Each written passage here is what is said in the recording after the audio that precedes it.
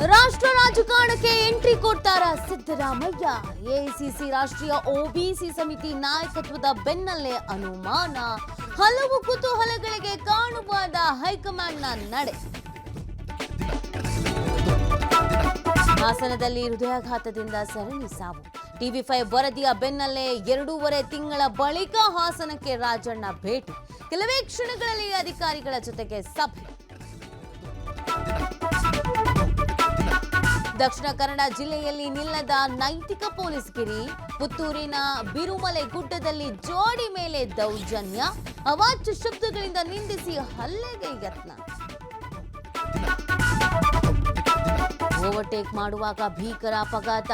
Bus ಹಿಂಬದಿ ಚಕ್ರಕ್ಕೆ ಸಿಲುಕಿ ಬೈಕ್ ಸವಾರ ಸಾವು.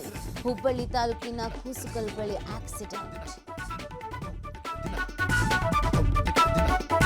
ರಸ್ತೆ ಬೇಕು ಅಂದ್ರೆ ಗ್ಯಾರಂಟಿ ಸ್ಕೀಮ್ ಬಂದ್. ಸಿಎಂ ಆರ್ಥಿಕ ಸಲಹೆಗಾರ ರಾಯರೆಡ್ಡಿ ಹೇಳಿಕೆ.